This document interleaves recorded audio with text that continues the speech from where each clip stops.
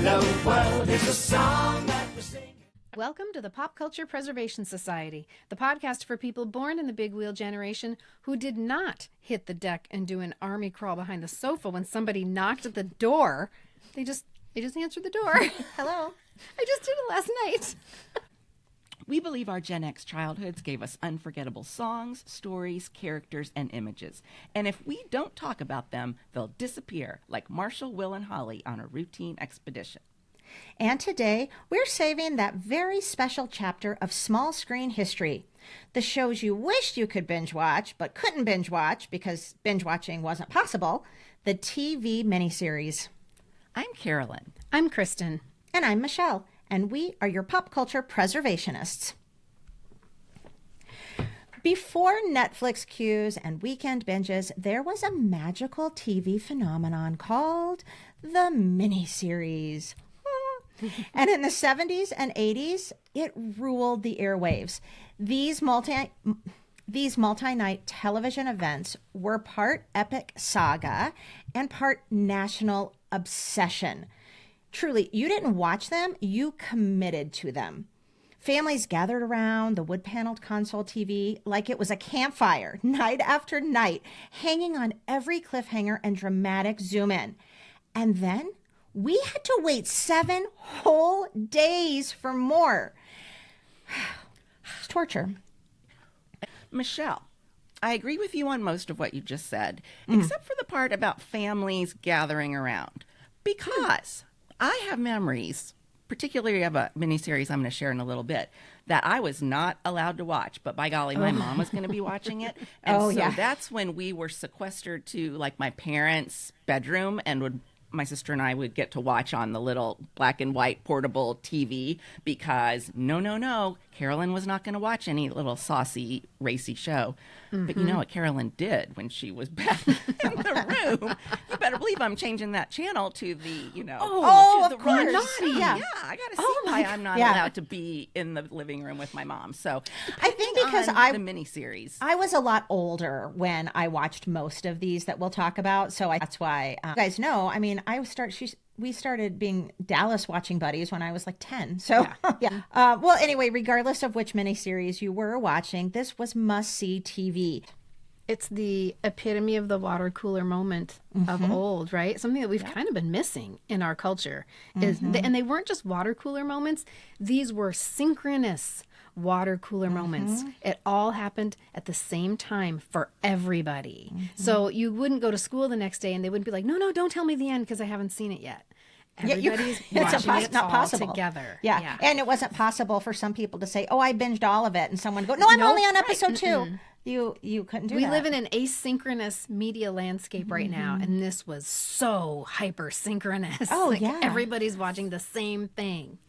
Yeah, and it was the marketing of it because we were all watching the same thing. It was all around us. The trailers on the networks. I remember the, big full-page ads and maybe the TV guide, even on the news, depending on what the miniseries was. It was just an all-encompassing event that really, as we say a lot, kind of brought us all together because it was we were all experiencing it at the same time. It was for everybody. We weren't a divided nation. These shows, these miniseries, these events were they were inclusive. Whether or not the content was inclusive, that's beside the point. It doesn't matter. It meant that we were all watching it together, unless you didn't have a TV. I mean, that was the only reason that you wouldn't. Well, and back to Carolyn's point about not being allowed to watch it, even if you were young and you weren't allowed to watch it, it was still all-inclusive, like you're saying, Kristen, because you knew about it. Yes, so if you weren't allowed to watch, the Thorn Birds, you knew about you because your parents were probably watching it or somebody else's mom was watching it. And you see the commercials. So you knew enough about it that it still was very inclusive. Everybody knew this is going on for the next 4 weeks. Yeah.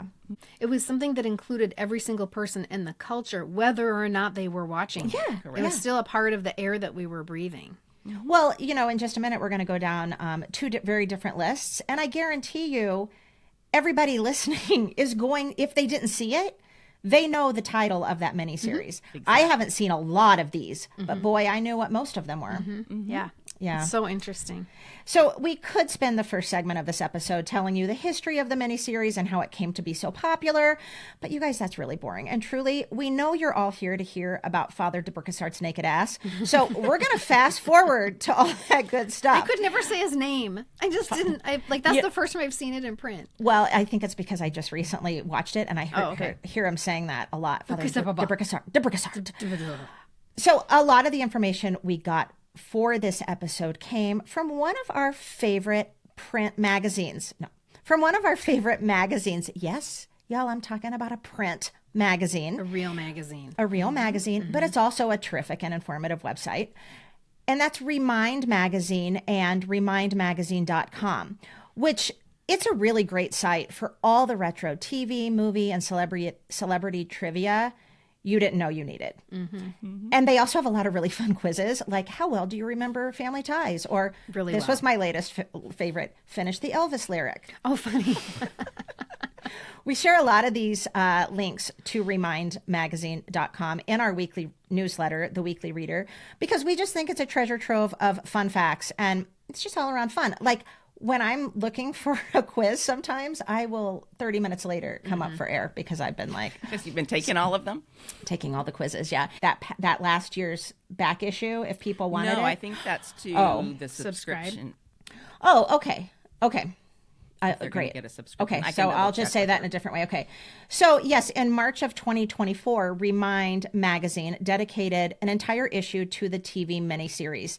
And you guys, we love this magazine so much and all the people involved with it that in this week's Weekly Reader, we're going to have a code if you would like to subscribe to Remind Magazine to actually get the magazine in your mailbox. It's super fun. It's also full of like crosswords and word finds. You know what? It's like how your grandma used to always have like the Reader's Digest by the toilet. Totally. Keep your Remind magazine by the toilet. Not because it's bad, but how long has it been since you did not look at your phone while you were on the toilet? Right. Let's be real. Yes. Well, my God. That is such a 2025 thing. I know. Oh my God. So funny. Okay, so here is the list that like I said, we got from Remind Magazine of the top 20 television miniseries. So number 20 was Pearl from 1978. Anybody remember? Anyone? No, I don't remember this one. Not distinctly. No, and but look at the cast list. Yeah, so ABC's promo for this 3-night event in 1978 was relive the final days of Pearl Harbor. That's all I need to know why I didn't watch it. And not that wasn't important, everyone. Very important piece of history. 1978. What are our priorities? I was 9. I was not going to watch that. But it starred Angie Dickinson, Dennis Weaver, Robert Wagner, and Leslie Ann Warren. These miniseries were often just star-studded, completely star-studded. It must have been a really good get for them. Yes. I mean, you can only imagine how excited I would be when I was watching those. Because, for instance, in this one, you would have gotten... Sergeant Pepper Anderson, all of a sudden she's hanging with McLeod, like Dennis Weaver. and Heart to Heart. Yes. And it's just insane. And so, outside of Love Boat and Battle of the Network Stars, or a crazy, weird variety show where they pack all these, different celebrities together, this was it. And so that was, to me, one of the best parts about the miniseries in general. Yeah, that's what I was just about to say. Yes. Many of these miniseries are like the stars, the guest stars on the Love Boat, right? When you read them. Yeah. All right, moving on to 19, The Langoliers from 1995. Now, that's a little bit later than we're going. We are going to, at the end of this episode, talk about some of the 90s miniseries. But they're talking about of all time. Remember, they are, is ranking them from all time. But that's what they do. They're thorough, Kristen. My magazine is very thorough. Now, The Langoliers, I hope I'm saying that right. If not, just you are. Ignore me.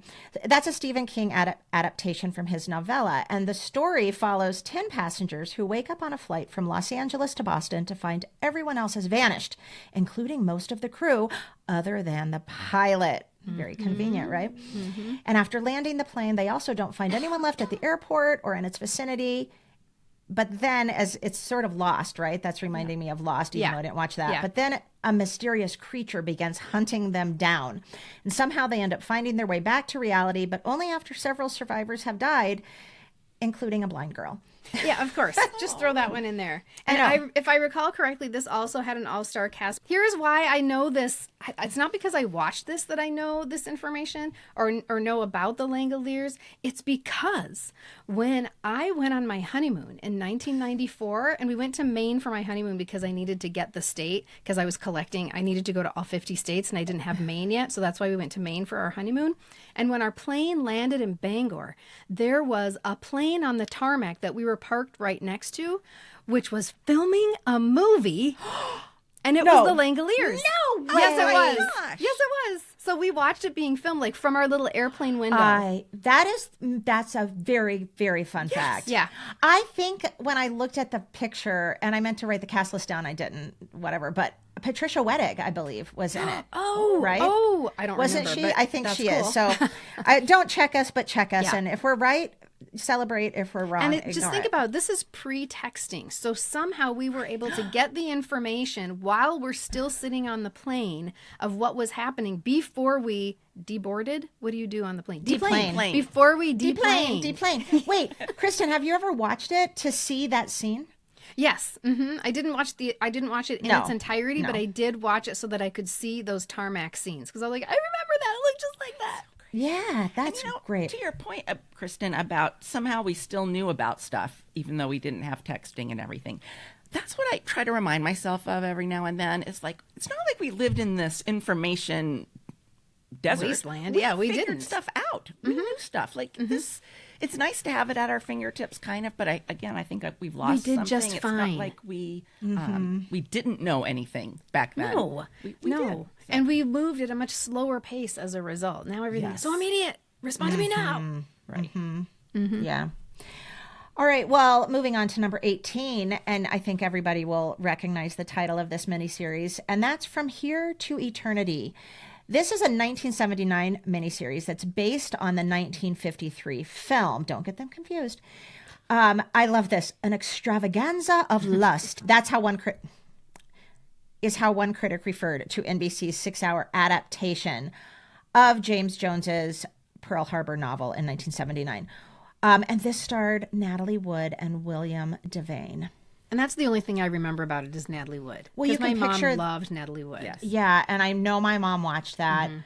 I feel like I'm thinking of like a song that was with that. Is that wrong or right? That's just You might be coming- thinking of, for some reason, I'm connecting "Love Is a Many Splendored Thing" because that maybe. came from, but it's not. But I'm connecting the dots Yeah. in a backwards way, and it's something about the waves and the kissing on the beach. And Oh, maybe that's what Yeah. I'm thinking of. Maybe that was the film that I'm thinking of, that scene, when Yeah, I that think could- of Might that. be. Okay. That's such an That's the iconic original. scene. Yeah. And I think this would have been one of those moments where Lillian was kind of educating me and taking me to school, saying, Yes. this is not the original. The original had probably Montgomery Clift. And Frank Sinatra. It was Frank Sinatra, wasn't it? No, he wasn't the one rolling around. I mean, he might have been in it, but he wasn't look the it up. roll around one. We got it. Okay. I think he was. No, I think he wasn't. he was rolling around Please. in the sand. My parents were like, might as well have been the president of the Frank Sinatra fan club. I think I know just about everything he did. I could be wrong, and we can take this out, but I'm pretty sure it was like a dark-haired guy rolling. Oh my God. This is one of those moments where I just know how many listeners are screaming at their screaming. devices They're right now. screaming. It's probably We- neither of anything. Yeah, you right. said. We're both wrong. We can't hear you. We can feel your energy, but we can't hear you. Okay, number 17 is V from 1983. I remember that, don't you guys? V. This was one of the most talked remember about the logo. miniseries during that time. Yeah, NBC's 2-part sci-fi drama about an extraterrestrial species, the Visitors, who arrive on Earth seeking our help. And this starred Jane Badler, I don't know, and Mark Singer, who, did you guys remember who Matt Cantrell was in Dallas? I don't remember him. I remember Well, the when name it said Mark Cantrell. Singer I recognized his face when I saw that. And then I was like, oh, yes. And his name was Matt. You would completely recognize him from Dallas if you saw him. So he was in V. Okay, moving on. Number 16 was Kennedy from 1983. Now, there's been a lot of biographical Where's Jacqueline dramas. Smith's name? I know, This it's is not confusing. hers. Yes. This is not the made-for-TV movie starring Jacqueline Smith, so I'm confused. There's been so many, and Yeah. I think I've seen some of them, and I'm always a sucker for a good Kennedy biopic, right? This one starred Martin Sheen as John F. Kennedy, Blair Brown as Jackie, John Shea as Robert F. Kennedy, Kevin Conroy as Ted Kennedy, and Geraldine Fitzgerald as Rose Kennedy. Okay. Number 15 is North and South, 1985. That was a big one. I mean, huge, It was right? huge. Because who do you remember being the main star of that? Well, the thing that this is here, we're going down the same road again. I was going to say, I remember Sean Cassidy. No, I don't, because he wasn't in it. No. But it's because I'm getting it confused with Parker Stevenson. Right. Is Parker Stevenson in that one? Yes, Parker Oh. Stevenson was in North and South. And it was probably the first time we saw him since the Hardy Boys. So that would have been very exciting. Okay. But then I also Yeah. found out, so it could be more than just getting him confused with Parker Stevenson. I also found out that David Cassidy was considered for the Patrick Swayze role, and Patrick Swayze got it. That's right. Yep. And I love how Remind Magazine says the saga of two friends on opposite sides of the Civil War, full of stunt casting. Elizabeth Taylor running a bordello. Oh my God. Now, this was post Red Dawn, pre Dirty Dancing Patrick Swayze. So he really had to squeeze filming for this right in there, didn't he? He had to just thread the needle. No dancing, though. No dancing. Because remember, before Dirty Dancing, he was like, "I'm done dancing. I can't do this anymore. That's right. I'm done dancing. My knees can't take it anymore." And then they convinced him to come back for Dirty Dancing. Well, and then there's also Hal Holbrook as Abraham Lincoln. Johnny Cash was an abolitionist, and Terry Garr was a mean girl Southern belle. I remember this very clearly being all the talk on the cover of all the TV guides in 1985, probably the cover of People magazine, I'm assuming. Oh, for I sure. didn't watch it again because that wasn't my jam, right? I would really like now I would have watched it. I think you I would would love too. it because the cast, I'm going to dive in a little deeper even than some Great. of the names you mentioned. Let's figure that back in the 70s, like big movie stars didn't cross over to television. So the stars you're going to get in these miniseries are going to be faces we recognize from television, whether it's from sitcoms or dramas or whatever. And then I also think some of them have like contracts. So if your show is on ABC, you might be contracted to 2 TV movies of the week or whatever for ABC. But get this, you know who else was in it? Not just Parker Stevenson. This might be where he met Kirstie Alley. Kirstie Alley was in it. Oh, really? So That's right. I can picture her in it now. Like the picture of her. I didn't see it. in but- like her antebellum kind Yes. of attire. God. Then we had Jeannie Francis. So Laura Spencer from General Hospital is in. That's North a and big South. leap. That is because you did not often see soap stars making But it also, into She wait, met her what- husband. Who's when another when soap was star. Luke and Laura's wedding? What year? That was 9th grade, 83. Okay, so this is after that, but Yeah. just Which is probably why she is in this miniseries because Yeah. she's kind The of in most another famous. stratosphere at that point. You said Parker Stevenson. We had Morgan Fairchild, Robert Guillaume. So Benson is hanging out with Laura Spencer. I don't know. Gene Kelly, David Ogden Stiers, Linda Evans, Wayne Newton. You guys, Wayne Newton was in it. Carolyn, you must have been dying. I This was. is all-star cast. This Nancy is the Marchand. Love Boat of miniseries. Yes, oh, remember Nancy Nancy Marchand. Marchand? What was she? She was an old lady. She was like a bitchy matriarch. What was she? I'm not sure what she was in there. I just remember her from Lou Grant. You know, Lou she was, Grant. like, She Lou was the Grant's owner of the secretary. paper. Yeah. Oh, yeah. The owner of the The paper. owner of That's the right. paper and Lou Grant. Yeah. So that was. I love how we definitely- figure things out on the fly. We don't come to you with the research done. We'll figure it is out the right fun here part. in front of you as witnesses. And then there were 2 other sequels, so to speak, that aired in 85 and 94 of the North and South drama. wow. I wonder if Sean Cassidy starred in any of the others. I Maybe. didn't see his name show up. So in I'm just making anything. it up, huh? I don't know. All right. I don't know. We can look. I knew there was a Hardy Boy in it. You got Yeah. it right. Okay, number 14 was QB the 7th from I have no 1974. idea what that is. Yeah, Was we're this just about going to pass on football? that. I mean, I saw that, and that's QB. what is this? Was it about football? Because I- I thought of QB, and then I'm thinking like, Queen something. I don't know. QB I the don't know. 7th. and in it's number 1974. 14 on their list. Number 13 was the first of Stephen King's novels to be adapted for TV, and what some people think is still the scariest vampire story to ever appear on the small screen, and that's Salem's Lot from 1970. That was too scary. I was going to say, that's why I didn't watch the whole thing. I did not either. Even Too though scary. two of my boyfriends were in it. Two? Lance Kerwin and David Soul. That's were in right. it. Lance Kerwin, we talked about that on our James Yes. at 15 Yeah. episode. I think there were some accolades passed along his I way. think Yeah, so, I too. think Yeah. he got some critical acclaim for that role. Yeah, but it was scary. Way to go, James at 15. Oh, man. I might have to watch that. I think I I'm don't gonna like try scary to. movies, though, but yikes. 'Cause Okay. they say it really holds up. Like I was reading something about, do these miniseries hold up? And that was one of the ones that said, yes, it definitely holds Oh, up. I'm going to watch that again. I'm going to wait Yeah. till Liam comes home and make him watch it with me because I'm scared.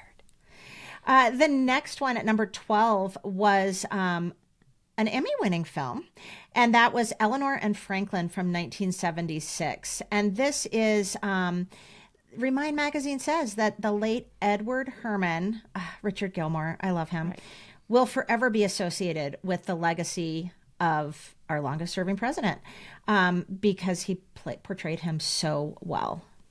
And I can see that. I you mean, say to the me, what? Did you say the to name? Frank? Well, it's called Eleanor and sorry. Franklin, so I thought you might figure it was Franklin Delano Roosevelt. I'm sorry. But You know, Eleanor. Which one is it? I always associate Edward Herman with Richard Gilmore, which probably he's proud of, but at the same time, he's probably more proud that he portrayed Franklin D. Delano Roosevelt so well. Yeah, This was and one then- my parents were so into. My mom loved Jane Alexander as Eleanor Roosevelt. love that. Yeah.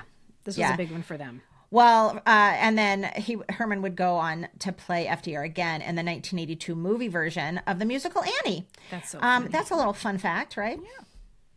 Okay, number 11, Jesus of Nazareth from 1977. Now, I did not see this, but when I saw Olivia Hussey as Mary, I was like, I feel like I can see these people on a poster or on the cover of a TV guide or something. Okay.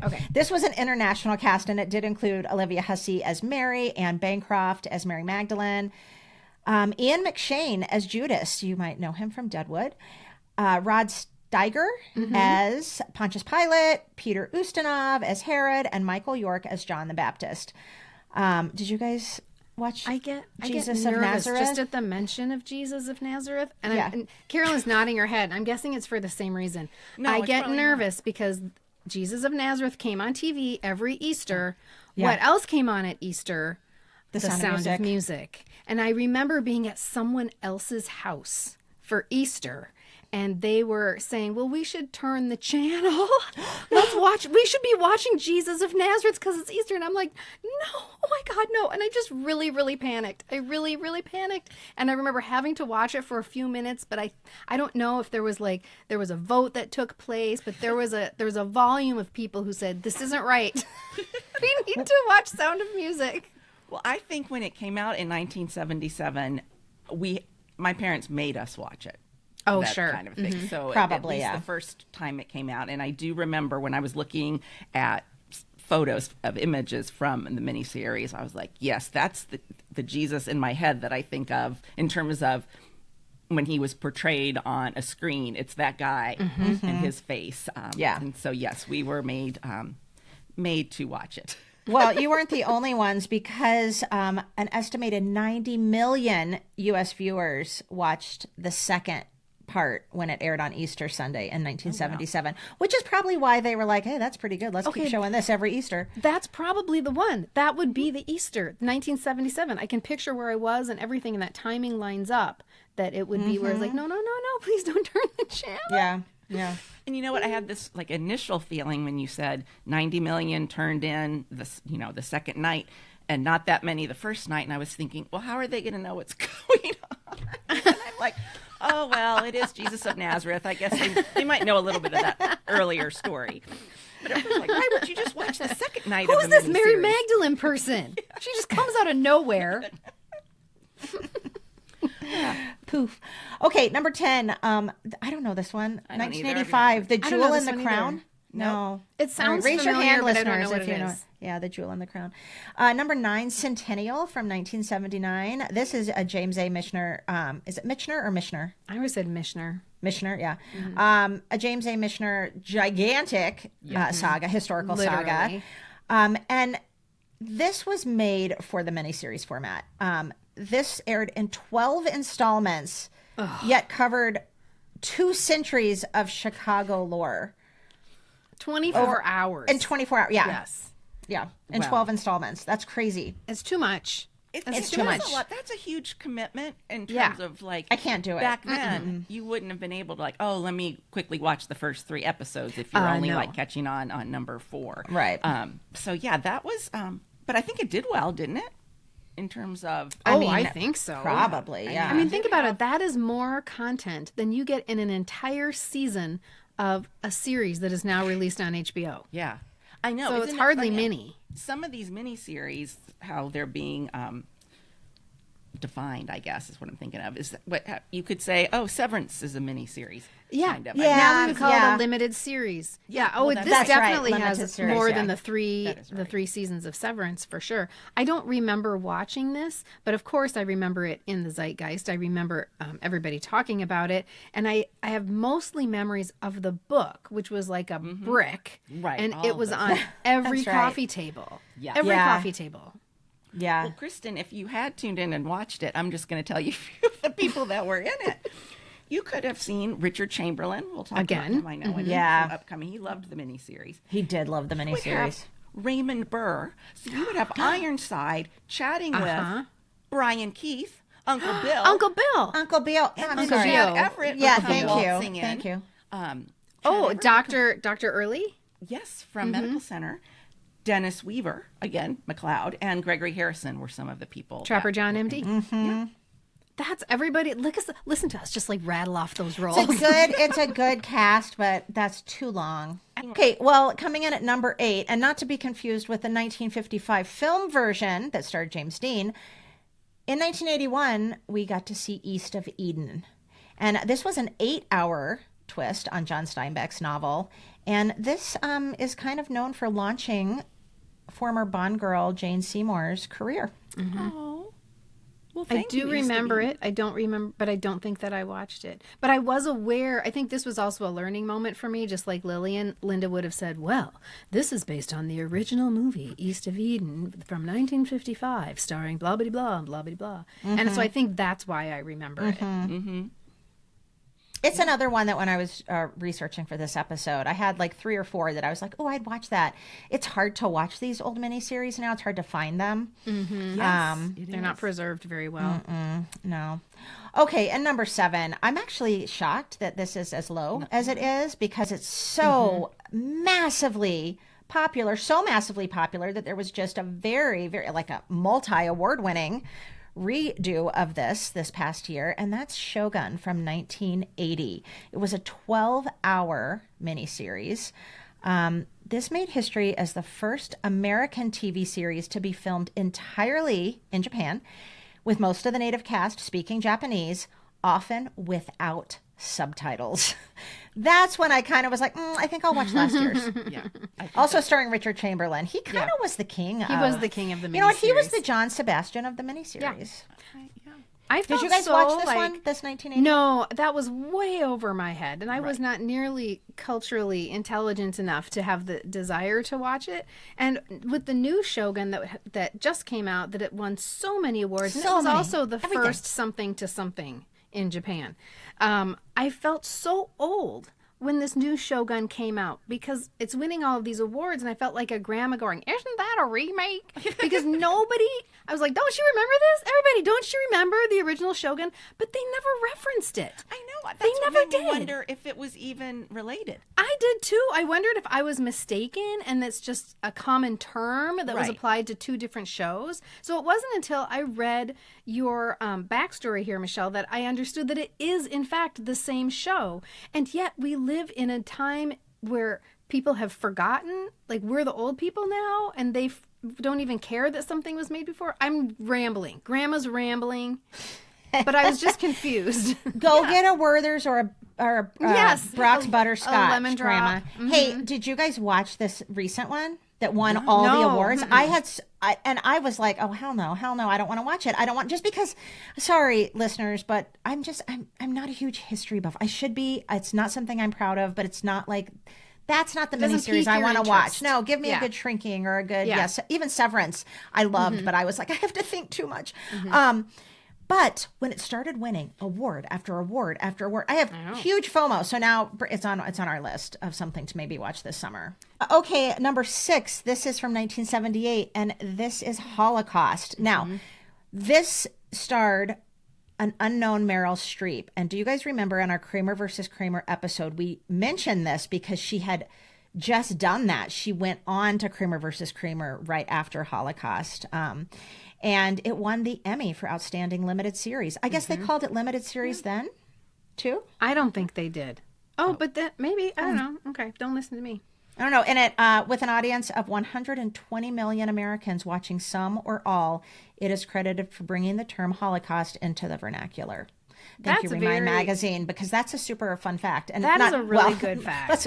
Thank you. Let's not Yeah, say maybe not fun when It's we're not dealing fun. when we're It's a very talking about the interesting Holocaust. fact. Yeah. And it is true for me. It is absolutely true for me. I had never heard the word Holocaust before this miniseries. But that's because my parents made me watch it. You know, how many of these are your parents made you watch it? And good for them. And that's one great reason that we have art. But also, I think it was a topic that was very difficult for parents to talk about. And so instead, let's have them watch this show. Yeah. And I remember there was special emphasis from my parents on the gas chambers, as if they prepared me for this. And I'm like, what is it Yeah. about? And they're trying to tell me what it's about. I remember the scene so distinctly of them herding the people into the gas chambers. I'm not going to describe what happened in the gas chambers because it was horrific. And I was really in disbelief. I was just like, no, there's not this. Is there really this much evil in the world? And if you think about it, I'm watching this in 1978. This happened just 35 years prior. Oh my That means gosh. we're talking in today's words, that would be that the Holocaust happened in 1990. Yeah, like our parents or some of our parents were alive. We're alive. Yeah. Yes, when this was happening. So that was eating your vegetables for sure. And I learned Holocaust for the first time, and you can bet I never forgot it. Well, that is definitely one that I flagged to watch again, having just said that I'm not into historical limited series or miniseries. I just feel like that's an important one to watch. Yeah. And Meryl Streep, I know, Carolyn, cover your ears, but I love Meryl Streep, so I would. Do you not like Meryl Streep? Well, No, remember? Yeah, I kind of said she kind of annoys me a little bit. She's like my Adele. Like, I appreciate kind of what she does a little. I mean, she's growing on me as she gets older, I guess. Okay, and number 5, we have a tie, which makes me wonder if Kristen works for Remind Magazine. It's just math. Did you do the math? Anyway, it's a tie between The Winds of War of 1983 and War and Remembrance from 1988. Which I would have told you was the same miniseries. Absolutely. It's not Yeah, the same. It's about a war. Yeah, there's Yeah, some more. there's some more, and there's probably people fall in love.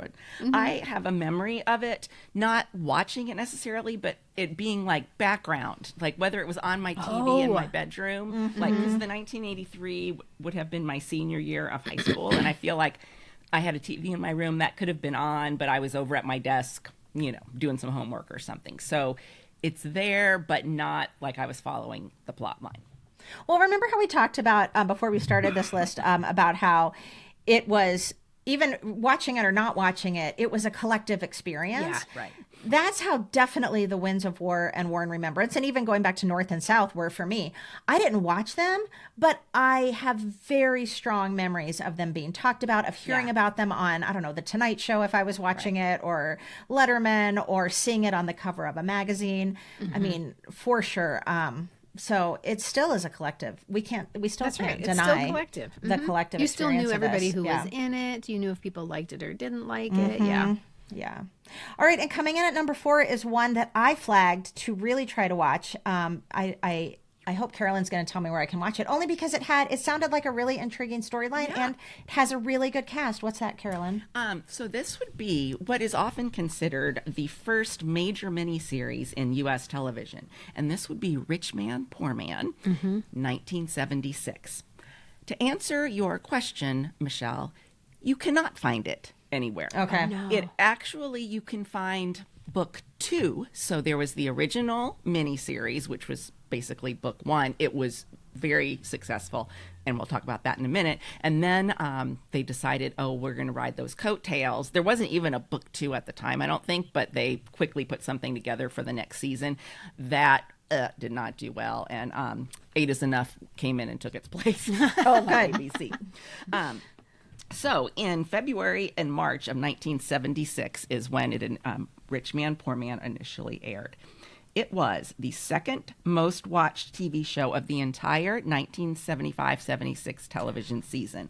Wow. Number 1 was All in the Family, and then Rich Man, Poor Man. Okay? Wow. This was actually a book first by Irwin Shaw. And boy, when I looked that book up, I was Husker-Du'd in such a way. I could see the font, everything. My mom had that book. A lot of these miniseries, actually. Yes. I can see the paperbacks sitting in different places in my home. But for some reason, that Rich Man, Poor Man, you know what it was? I'm having a moment here, listeners. I'm thinking, I knew there was some saucy stuff about this one because this was one I was not allowed to watch. And I think the book was on our bookshelf. So I maybe pulled the book down, Of course you did. shelf, and started going through and looking for words like penis or Yeah. nude or nipple. something. Yep. That's perhaps why that cover is so ingrained in my head. I'm just coming to this moment right now because, Lillian's like, why are these certain sections of my book all like Why is pulpy penis and circled? and there's like, is that grape jam on that page? Well, Rich Man, Poor Man tells the story of the Jordache family. And this is pre-Jordache jeans. Of jeans? Oh, Of really? the No, jeans? no, it's not a true story. It's just a coincidence. Yes, it was Okay. just a coincidence. The story of the Jordache family, and it focused on the contrasting lives of 2 brothers, Rudy and Tom. Rudy was the ambitious, well-educated son who pursues corporate success, while Tom struggles with poverty. He turns to boxing, and he has years of conflict and jealousy, and there's just a lot of heartbreak between these 2. Now, the cast, you're going to recognize these names, but at the time, they were not that recognizable. Peter Strauss was probably the most well-known actor in this series when it came out, and he played the role of Rudy. Tom was played by a young Nick Nolte, and this was his first major role. Okay. He was cute too. Yep, I wasn't do he? Yes, remember that. he was. And do you remember there's probably because I was in the bedroom flipping the channels, but one of the iconic scenes is kind of like him in a bathtub. I mean, he's nude, yes. and it gets Yep. pretty close to knowing he's nude. Like, obviously they don't show everything, but it was pretty risque. And so that's how I remember Is he seeing- drunk or something? Probably. There's There's something probably some clandestine happening. He's like down on his luck. Yeah, he was Yeah. kind of always down on his luck. Yeah, And then I remember this scene. Susan Blakely, I grew to know her. She became more famous after Rich Man, Poor Man, but she was the female lead of Rich Man, Poor Man. And so you guys have to remember, in 1976, the TV audiences were really accustomed to more wholesome programming. Think like this was the years of Laverne and Shirley and Happy Days and the Waltons, the Mary Tyler Moore Show, Welcome Back, Kotter. I mean, basically our lives. Bionic Woman, $6 Million Man. So Rich Man, Poor Man was considered scandalous and salacious, with scenes such as Tom telling Rudy he better nail Judy before someone else does. Yeah. Axel calling Tom's French teacher a slut for letting her boobs hang out. So they said the words slut and boobs. Boobs hang on out. the show. On the show. Okay. And, before he viciously slaps her. Whoa. And then Julie, that was the main female character, so Susan Blakely, coming this close to sleeping with an African-American character named Arnold. But in Tame. 1970. Tame. By When you today's think about- standards. Yeah. Right. Yeah. But 1976, this got the, mature warning and all of that kind of stuff. Yes. Again, you guys, I was in the bedroom watching this with my sister, and I might have even planted Ronnie by the door and said, tell me if you hear Mom coming. And I'd have my hand like on the dial. I have memories of this. I'll need to ask Ronnie if she does. But could you imagine, like, when my mom was so insistent on, 1, she was going to watch it. 2, there was no way we were allowed to watch it. And I'm sure I saw ads and things like that in Yeah. the TV guides, for and it probably sure, said, yeah. "Oh, whatever." And so, of course, that meant I needed to watch it. And there are probably kids in your class who were watching it. Well, there probably were. Yeah. Mm-hmm. But, you I know, mean, tell 'em- I always say if you want your child to read something, tell them they can't read it. They're not Right. allowed. Right. And here, I mean, I'm 10, 11 right now, so I kind of know what's going on, and all I want to do is like find the stuff and read about it because mom's And not gonna circle tell the me. word penis. That's right. Mm-hmm. Yeah. So that was Rich Man, Poor Man for Was you guys. it Well, okay. Well, coming in at number 3 is a miniseries that I automatically think of when I think of the TV miniseries of the 80s. And that's the Thorn Birds. The Thorn Birds aired from March 27th to March 30th, 1983. It was 4 parts, so you didn't have to wait a whole week. It was just night, night, night, night. At the time, it was the second most widely watched television miniseries in history behind Roots. Did you guys watch when it was on? I can't believe I didn't watch it. I don't know why I didn't. I certainly knew everything about it, and I thought it was sexy as hell. I didn't read the book. Maybe it was because my mom was into it, and I was differentiating. yeah. That's very possible because I know my mom watched it. And also I was a little confused by but he's a priest. And so this is supposed to be sexy? I don't understand. Yep. So I was not into it. But I was aware. I did watch it. Yeah, I definitely have memories of my mom reading the book because I remember the cover. And I also know that I watched it with her. I was in 8th grade, so I think that's okay. That's pretty appropriate. Because I remember this very forbidden subject matter. I remember my mom almost like gasping audibly at Richard Chamberlin. Oh my God. She loved Richard Chamberlin. He was not out yet.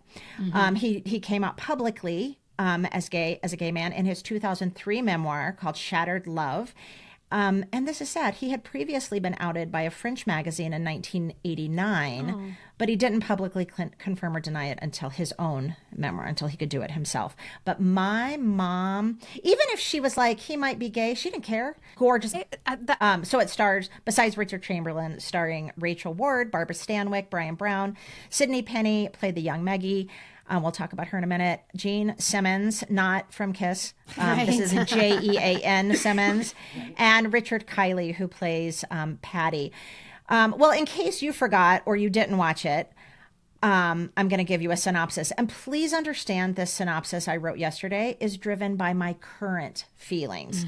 Because I kind of loved it and clearly overlooked a lot at age 14. Yeah. Which I realized last week. I was like, 14-year-old Michelle? What were you weren't shocked by this? All right. So The Thorn Birds is based on the 1977 Australian novel by Colleen McCullough that we all, like I said, saw our mothers reading, most likely.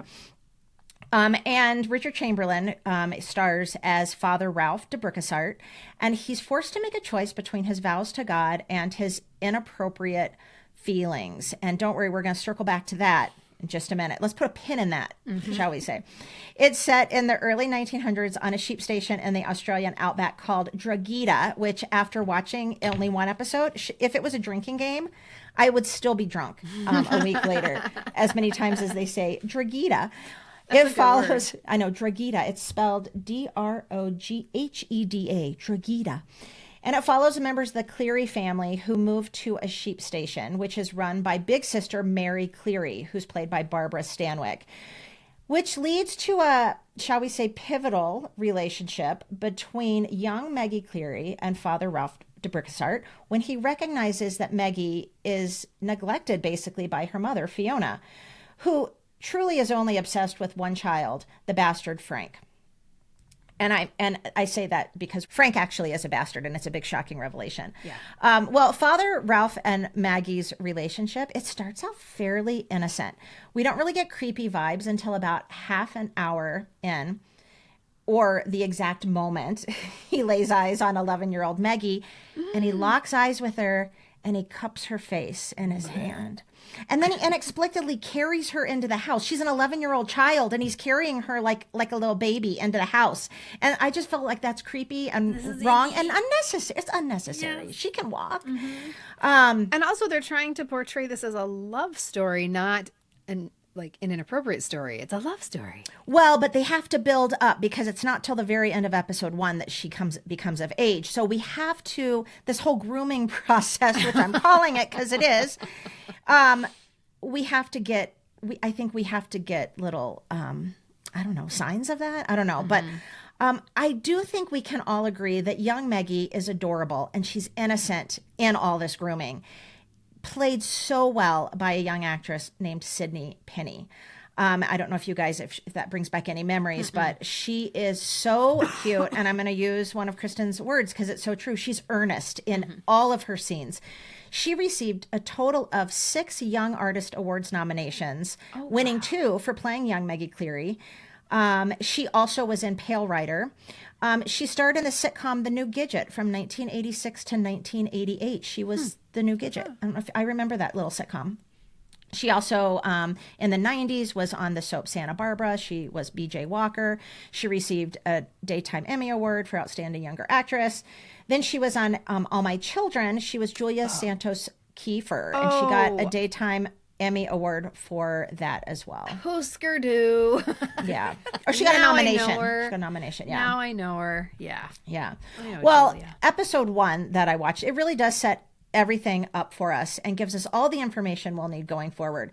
Besides the growing attraction between the good father and young Maggie, and I'm sorry, but making us try to buy Rachel Ward as an 18-year-old Maggie doesn't work, and it's still gross. Yeah. It's still, she's 18. It's still gross. But Yeah. it's so weird. Nobody thought that. No. That's what I'm saying. Yeah. And I thought it was romantic. Uh-huh. It's So a did love our moms, story. I guess. Yeah. And all the people who read the book. And Well, besides that, we get to see old lady Barbara Stanwyck come on to the sexy father multiple times. Once when he's naked on her porch. Why is he naked? Why is this Well, he's priest naked hanging because out he got really wet in a rainstorm, and they bring him out dry clothes to change. So he changes on her porch, and all I was thinking was, body of Christ, indeed. Michelle's been waiting all day. You guys, he's got a really good butt. He just does. But you see his butt. He's got remember one the leg butt. up on the Yes. chair, Yep. drying his Yep. legs. Well, Barbara Stanwyck, who's Mary Cleary, and she's probably supposed to be like 80. I mean, she comes out and she's running her hands all over his chest, and he's just standing there naked. He doesn't try to cover up. So this is all the stuff that I'm like, oh no, yuck.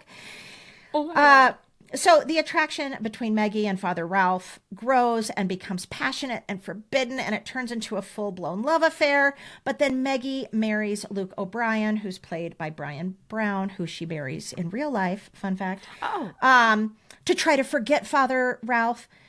But let's be real, no one can forget that body, right? Body, like I said, body of Christ. Miss Father Ding. Ralph, that just bothers me. I know, right? Because It's forever. just too on the nose. Yeah, it's too well, forever.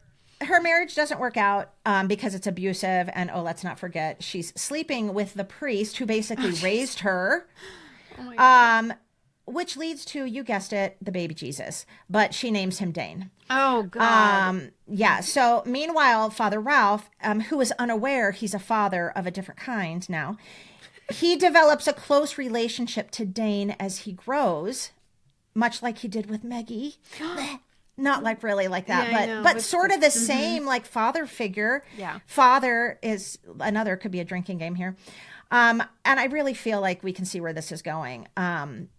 Okay, so the father does take Dane, because remember, he's the father, but he's the also a father. father. Yeah, okay, good. Father, you guys father. are keeping up. Yep, I'm proud of I got you. So the father, he does end up taking Dane to Rome to study for the priesthood.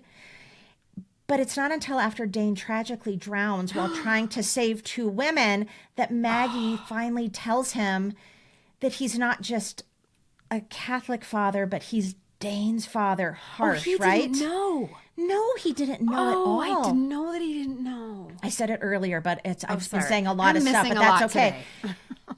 Anyway, after he finds out, basically at the funeral, she tells him, which is such bad timing. But he's so overcome with grief that he has a heart attack and dies. The end. Spoiler, sorry. Uh-huh. Can't you just see him like getting Dane ready for the priesthood? And he's like, don't worry about the celibacy part, because that's not real. You know Have what? sex with whoever you want. I used to sleep with your mom from the time she was 18. How old are It you was again? fine. Yeah, exactly. Oh, you guys. Yeah, that was. And then there's Epic. parts in it as Epic. this whole grooming thing. And I know, she is neglected by her parents, so she thinks she's dying when she gets her period. But it's Father Ralph who has to tell her about sex and and he tells her about all this stuff. And she's like, well, will I have your baby when we get married one day and all this stuff? And he's like, oh, dear child. But he's like looking at her just a beat too long every time. I do have to watch it now. I have to watch like it. Okay, it's available on Amazon Prime, and you okay. guys have to buy each episode for $6. Oh. Well, it's okay. It was well worth my $6, but I didn't continue on because one, I ran out of time, and two, I'm like, I know where this story's going, and I honestly, you guys, I don't think I could have watched the sex part. It's too creepy for me, especially now being an adult and watching how. I'm sorry, lovers of Thorn Birds who disagree with me, feel free to disagree with me, but I am sorry, I'm going to say it again. I feel like he groomed that child. Yeah. Well, I have to ask why. It's worth asking the question, why did our moms love this? And it could just be exactly because it was disgusting or because it was clandestine or it was forbidden. It's not something you would ever want to see in real life, but when it's in imaginary life, then it's very titillating. The Thorn Birds, though, I mean, it deserves its place at number 3 on this list because it was so important at the time. People loved it. It was nominated for 16 Emmys. It won 6. But I have some fun facts, though, because you know how I love casting. Like almost casted. Because regardless of if you watch this or not, we know these people, right? So this is so interesting. The first director was Herbert Ross, and he saw Christopher Reeve about playing the lead of Father de I Briscard. could see that. Yes, But then, I do. I like so that. they took a meeting, if you will. I like that. Well, guess what? Herbert Ross then was out. Peter Weir became attached to direct, and his favorite for Father de Briscard was Robert Redford. No. No. Okay, no. So yes, Christopher Plummer. No, Robert Christopher Redford. Reeve. Oh, Christopher Reeve. I'm Yeah, sorry. Christopher Reeve. Christopher Plummer. Yeah, not Georg. Yeah. So then Peter Weir drops out as director. What was happening behind the scenes, right? And Arthur Hiller comes in to direct, and he wants Ryan O'Neal to be Father de Briscard. Absolutely Oh, see, not. I could see that. Oh, no. I could see that one. Well, maybe it's because I'm not used to, this is weird, blonde Catholic people? Well,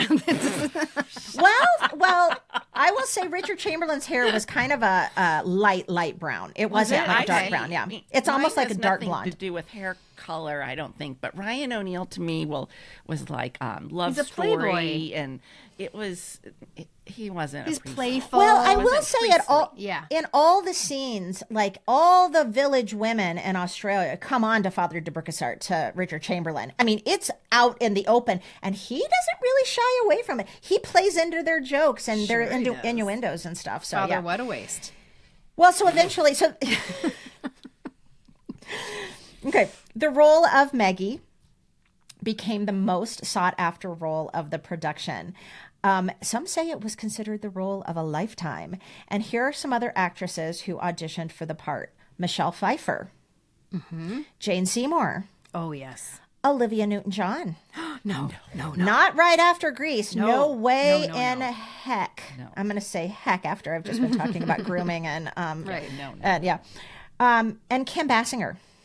Basinger. Bassinger. I think it's, who knows? I don't like any of those, to be honest with you. That kind of works, but Rachel Ward was just perfection. She was. Yeah. She really was Yeah, perfection. she was, except for, like I say, that first ball. It's like 6 years, you get the little 6 years later. And here she comes and everyone's gasping. Beautiful woman, but I'm sorry, she's not 18.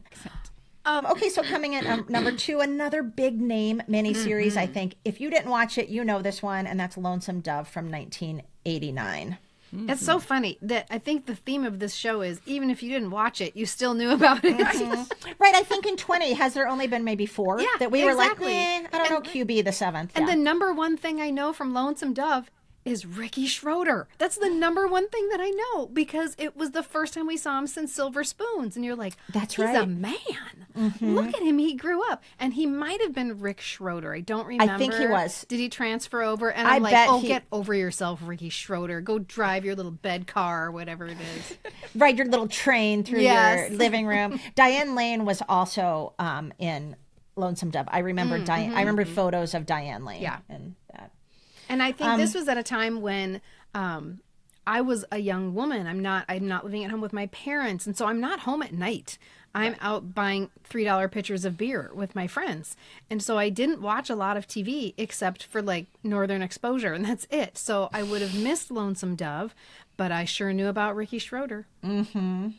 All right, well, let's go down. Drum roll, please. You know what's coming. Kristen, you got to take us to the everybody one knows. miniseries. And it's, obviously, It's obvious. If Thorn Birds isn't the number one miniseries, what is the number one miniseries of all time, according to Remind Magazine? But let's be honest, according to the American public, the number one miniseries of all time is Roots. And Roots, of course, is the iconic 1977 miniseries based on Alex Haley's book called Roots, the Saga of an American Family, which traces his story, the story of his family, from its roots in Africa through slavery and into freedom. He eventually, I think most people know this, he eventually admitted that not all of the book was factual. It's possible that he borrowed / plagiarized from somebody else's work, and admittedly so. He said, yes, this is true, and he started calling the book a work of faction. So fact plus some fictionalized parts of it, and he had to pay a settlement for that, and he didn't try to deny it. Even so, he takes responsibility for that. Even so, the miniseries, possibly even more than the book, is what made an impact on our culture. It's possibly the first miniseries that many Gen Xers remember. It might be the first thing in their consciousness that has to do with a miniseries, because it was a cultural and educational event for everybody, not just for adults, but for children also. Many kids were given extra credit for watching it. Many kids were assigned watching it as homework. And that's because it wasn't just the story of slavery in America. We had lots of sources about slavery, right? We learned about slavery in school. It was the first story of this breadth and depth about slavery that was told from the perspective of the Africans. And that had never been done before. So Roots aired on 8 consecutive nights on ABC from January 23rd until January 30th, 1977. And this was on purpose. Instead of releasing one episode a week, like a normal miniseries as it was done at the time, TV execs did this essentially to get it out of the way, to get it over with. They so feared the public's reaction that they said, just air it and we'll move past it. They were very worried about sweeps week. They were like, let's just cut our losses, get it. They were certain it was going to be a flop. They thought this was going to be a flop. Aren't they the same people that would have had to greenlight it? Yes. There's a lot of push me, pull you going on right here. And it wasn't the racism that they were worried about. It was the unflinching portrayals of really horrific realities that they feared. They just didn't think that the American public had the stomach for it, and they were afraid that they would turn the channel. So they believed in the project. They feared America's reaction to it. But Alex Haley and the writers, many of whom were Black, which was not common for the 70s. It's not a lot of them. It's not all of them by any means, but they were present, and Alex Haley was in that writer's room. They felt that watering it down would be a disservice. So they were just like, no, we're just going to show it exactly as it happened, because they were here to tell a story of what actually happened, and they weren't going to pretend that it didn't. And they really did, you guys. Oh, I had forgotten. It was difficult. Even in just the first few minutes of the show, there are things that you did not see on television normally, including bare breasts. They showed bare breasts on TV. And I do remember that going, and it was not sexual. It's women in an African tribe, like gathering water and carrying their children. It's all done in a very wholesome and organic and realistic way. So we weren't titillated. I was just a little like, it was a cultural moment for me going, don't overreact.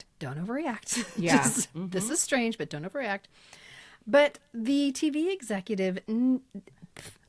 executives needn't have worried, because the first episode drew 29 million people, and every night the audience got bigger and bigger and bigger until the final episode, which was viewed by 100 million people. So that was an 80% share of the viewing audience. Wow. That is 85% of all households with a television set. That's crazy. And I have a couple of reactions to this whole 8 nights in a row thing. Because, I just said the Thorn Birds was 4 nights in a row. what if you have like choir practice on one of the nights or what? You're gonna miss it. If and if you miss that 2 hours of the story, what? But also you said the audience numbers kept growing, so that does mean that maybe by night 5, some people are like, well, we've been hearing so much about this around the water cooler. I guess we'll watch. How did they know? Because now we would say, oh, I'm going to go start from episode 1 and watch it. They couldn't.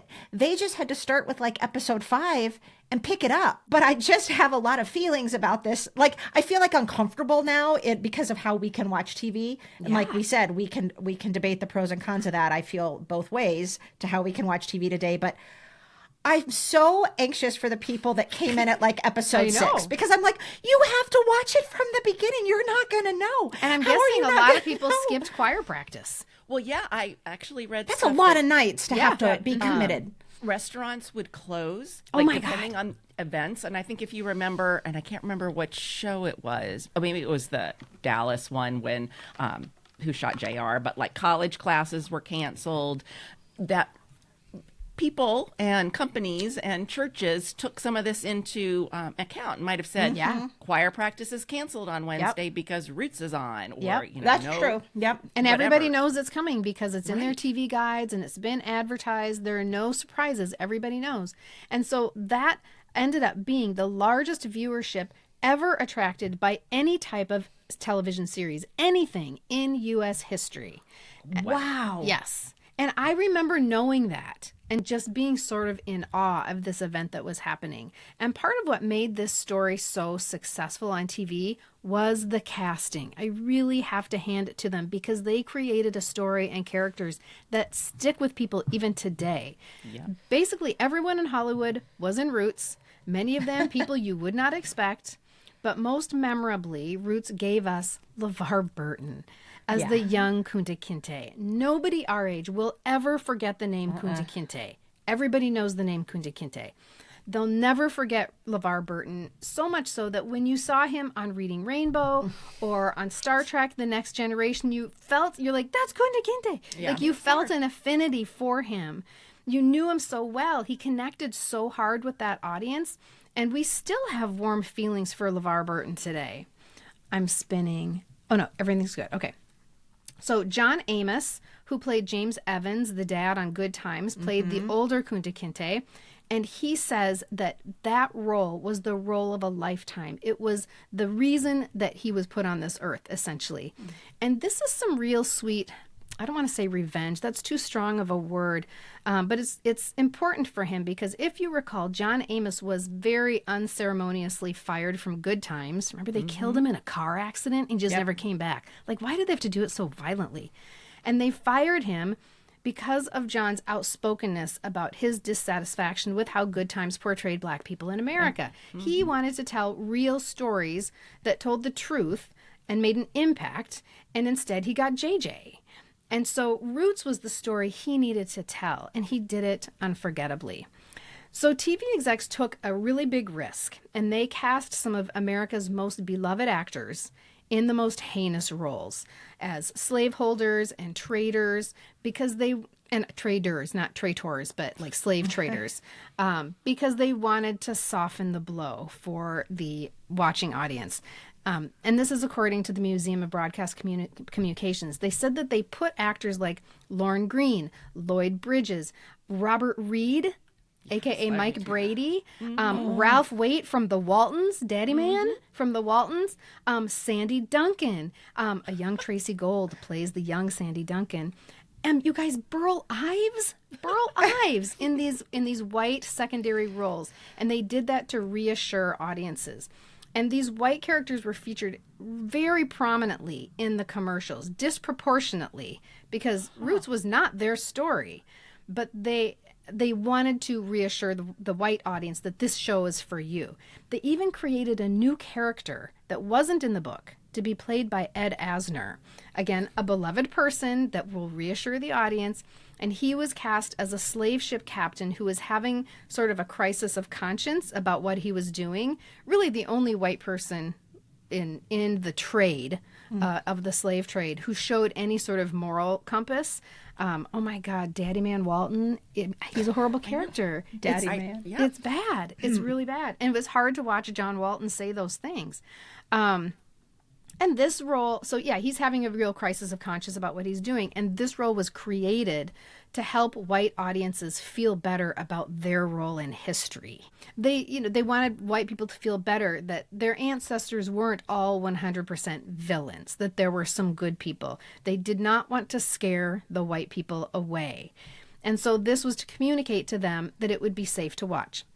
But the real stars of the show, the people we remember, are the people from whom Alex Haley was descended. Those are the characters we remember, like LeVar Burton, like John Amos. But listen to the rest of this cast list. It's astounding.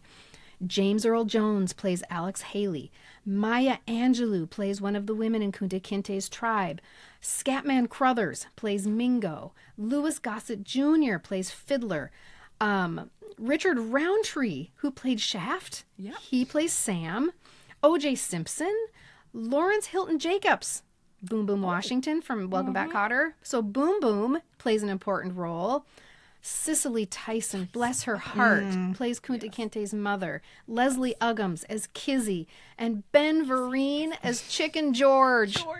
Everybody remember Chicken George? This now. I know. Todd Bridges plays a role. Roxy Roker plays a role. Everybody in Hollywood had an important role. And in 2023, Variety ranked Roots as the number 10, the 10th greatest TV show of all time. Wow. Oh, Of really? any TV show. Yes. Yeah.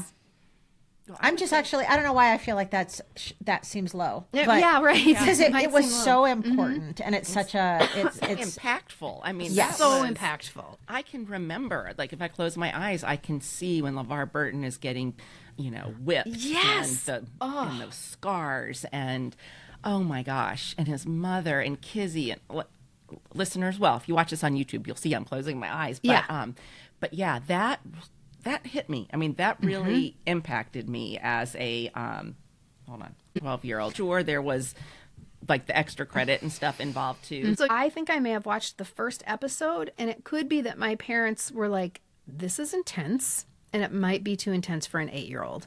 And because I don't remember, I just remember snippets then of the rest of it, but I didn't sit down every single night. It was not like... Kristen, go watch Love American in Style. Yes, right. Yeah, that's right. Go watch your soap. This is very intense. What I remember very specifically, I think it would have been 78 because we would have moved to New Jersey, but we had it on a film strip in my classroom. Wow. So it was like a still, there'd be a still photo from the show. We'd have there was some recording playing, and there was the beep. And I remember thinking when we were getting ready to watch it as a class, having watched it on television, like, how on earth is this going to be a film strip? And all I can remember is these still photos and the beep, and thinking, this is not at all like it was. God. Like, what a disservice in a way Yeah. they were doing. But yeah, it was a film strip. Not even You can't deliver the intensity. You can't. I mean, think of the emotions on LeVar Burton's face. This is what sold it for everybody. It's like that. It's the same as the photo of John Lewis getting beaten with a baton on the head. The look on his face when he's looking up into the sheriff's eyes. It's the look on LeVar Burton's face that helps us understand the pain and anguish that is involved, that the injustices that are being done. I looked at some things on YouTube about Roots, and comment after comment after comment was one of the most impactful things I've ever seen. One of the most important things I've ever watched. Saw this as a child. Had this assigned in history. I've never been the same. It was universally accepted that people were changed forever after watching Roots. All right, you guys ready to switch gears a little bit? Yeah, switching just gears, hard. We'll kind of flip through this, yeah. So if the miniseries of the 70s and the early 80s were basically history lessons, like you were just saying, the Holocaust and Roots, and the mid to late 80s and the early 90s took a hard 180 and brought us a bunch of miniseries full of big hair, bold shoulder pads, and big scandal. This was the era of the romance novel miniseries, and it was truly escapism at its finest. God bless. Think Sidney Sheldon, Judith Krantz, and Jackie Collins. These miniseries delivered all the drama and all the sex you could want. Jet-setting billionaires, love triangles, revenge plots, family feuds, affairs, secret children, and lust. So much lust. Hold on. Did I just describe the Thorn Birds again? Pretty much. Yeah. I think I did. Just in Australia. Do you guys remember watching these romance novel miniseries? This is very similar to all of the other miniseries where I remember their existence of them, and I was very aware that they came from books. I would be so excited to be like, oh, the Danielle Steele's new one is going to be a movie. It was almost like you waited for it to be a movie, and yet I didn't tune in, but I was very aware of them. Right. I think same with me, Kristen. When I look at the years of these, this is when I was out also getting the $3 pitchers of beer lots of times. Like I was not staying home watching television. So, I don't remember any specific except Rage of Angels by Sidney Sheldon. So That's right. I will tell you that I read that book. I read that book long before it was the miniseries or TV movie. I remember, you guys, I'm not lying when I say this. I thought it was the best book I had ever read. I was so... I felt that way about many Danielle Steele. Every Sidney Sheldon book there ever was. Like The Other Side of Midnight. I mean, you name them. I was in love, and I felt like I'd crossed some threshold into adult reading. It just had me on the edge of my seat. I was a Sidney Sheldon, not aficionado. I was a Sidney Sheldon fan. And fun fact, he didn't even start writing those novels until he was in his 50s. He was he was a TV writer and creator before that. I mean, we have him to thank for I Dream of Jeannie. That's right. I'm so confused by all of that because I knew those two names. I mean, one name. I knew the one name when I saw them in these two very disparate places. And I always assumed they were two different people with the same name. Yeah, no. That's crazy. I know, that's a good fact. I know. I was not of the age to be buying $3 beers at the time. I was in the perfect age to be just soaking all of these types of miniseries in. And let's not forget, my mom, who wanted a Dallas watching buddy when the buddy was only 10, loved these types of miniseries too. So we would get very excited. And my mom had probably read a lot of these books. And not only did our friend Shane, who's 87 Ragged Tiger on Instagram, not only did he watch all these and currently owns recordings of many of them, he told me yesterday that this list I'm about to share was basically his entire high school reading list. His friend remembers, now we'll go back to Thorn Birds, but one of his best friends reminded him that when they were in high school, Shane used to just carry around a copy of the Thorn Birds. He said he never read it. He just wanted to look cool. Isn't that hilarious? It's fantastic. That's what I said. I know Shane's like, God, I was a mess. I was like, this is gold. I was like, gold. Could I please share this on the podcast? And he's like, haha, absolutely. Because he was like, I was a mess. I'm like, are you kidding me? No, that's some very committed identity making.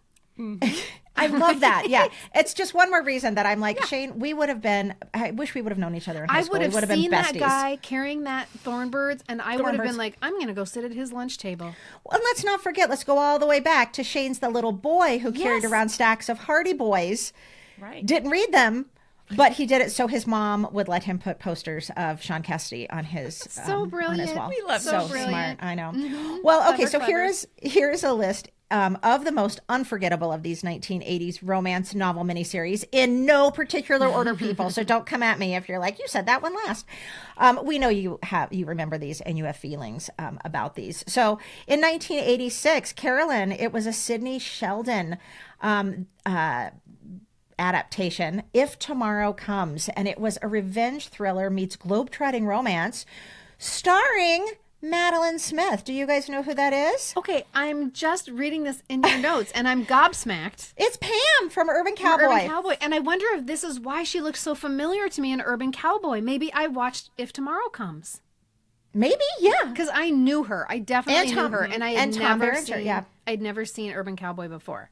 Yeah. Well, this book actually, Carolyn, you'll have to talk to Shane about this. This is his very favorite. He owns a signed first edition copy of If Tomorrow. Of course he does.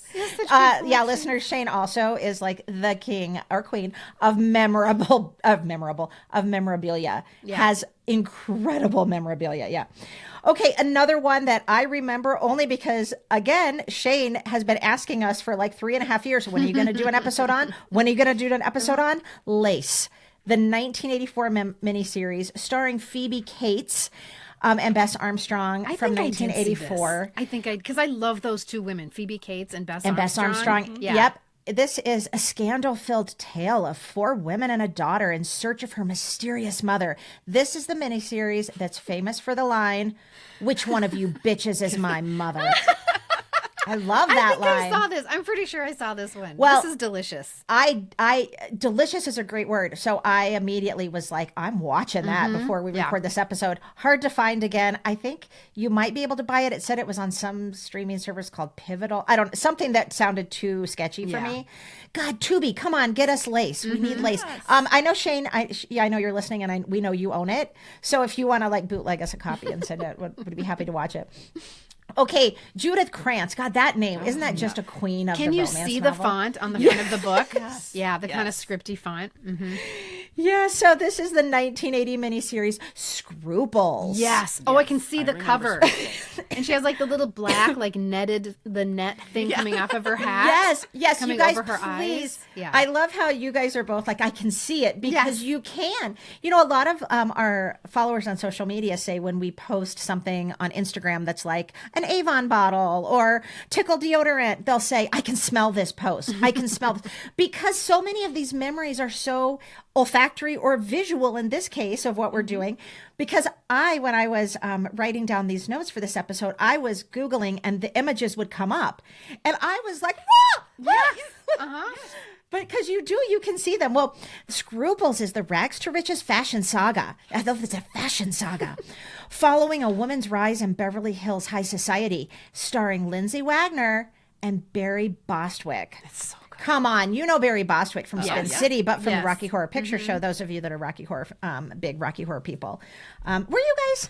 I missed that whole craze. Rocky I saw it. Horror? I went in high was. school. We went like 3 or 4 times and threw toast at the screen and stuff. But we never like got into the whole I'm going to travel around. I've the never world seen and- it in the theater. I've only seen it like in somebody's living room. You got to see it in the theater. It Yeah, is an I've experience never had that because experience. you want to go and you want to watch everybody else in that theater. Yes. So we went to like 2 midnight showings in high school, and we didn't know to dress up or anything, but we knew enough to bring like the water gun. You have to squirt water at one point, and anyway, That was when my cool aunt was going to take me to Rocky Horror, and my mom said no. And I'm still mad about it. it is bizarre. Okay, another Judith Krantz from 1987, I'll Take Manhattan. Now, this one I have very clear memories of because it starred Valerie Bertinelli. And we it does. all had a girl crush on Valerie Bertinelli. What?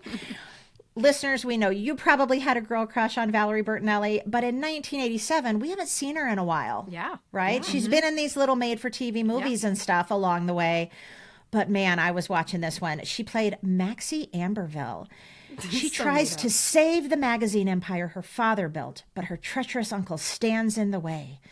Jane Kasmerick is in this one, Jack Scalia, Julianne Moore, and once again, Barry Bostwick. Love it. Now, do you guys? Oh, these are all like Judith Krantz, but do you remember Princess Daisy from 1983? I don't remember this title. I remember everything else looks so familiar, and this one is not. I remember the title. Definitely the title. I bet it's Okay. because I'm looking at the year going, I bet it's because I read it. I bet it's because my mom read it. And then I probably grabbed her little trade paperback later and read it. Okay, so like I said, Judith Krantz. This is a tragic fairy tale about a beautiful heiress coping with love, loss, and secrets. This stars Robert Urich, Rupert Everett, Stacy Keach, and Lindsay Wagner. She's coming back again too. So she's got a life after the Bionic Woman. Yeah, no Barry Bostwick in this one though. Sorry. And then now we're going to get to a Jackie Collins one because Jackie Collins too. Come on, right? I know. The queen also of these 1980s romance, and they're thick and they're like little brick. They're Yeah, just they a little are. brick. Yep. I can't read them now. I don't can't know how even of our my moms readers. I No, can't. I see. couldn't. It's too small. The print's Well, too small. they were young. When my mom was reading all of these, she was probably in her late 30s. Yeah, my mom was probably in her 40s, but I don't even know if I could have read them then. It was so small. The paper was like newsprint. If you got it wet, if you like dripped sweat on it or something from your drink, then the letters from the other side came through. And if you left it in the window and it rained, it would swell up like That's right. like a It was all balloon. warped and, like, Yes. Totally. Yes. Yeah. Yes. Swell up. It did, though. That's exactly the way you describe it. Yeah. Well, Hollywood Wives, based on the Jackie Collins novel, was in 1985. And, this is odd. It centers around the glitz, gossip, and betrayal in the lives of Hollywood's rich and restless, starring Candace Bergen, another actress my mother loved. Yeah, my mom did Stephanie too. Powers, too. Oh, we watched Heart to Heart all the time. So we loved Stephanie Powers. Anthony Hopkins, what? Oh. Angie Dickinson, my mom was a fan of hers as well, and Suzanne Summers too. So I know we were watching this. That's a good one. That's another one I might want to watch for just some guilty pleasure. Yeah, that could be really good. And we couldn't include one of these romance novel miniseries without including a Danielle Steele. And that would be 1986's Crossings, which was set in World War II and was a sweeping romance and political drama starring Cheryl Ladd and Lee Horsley. Do you remember what he was in? I know that name. Yeah, I would recognize Horsley. him, but I don't He was know Matt why. Houston from 82 to 85. Do you remember the show Matt Houston? No. Oh, that was a show? I It know. was a I was show. like, what is 82, 85? What?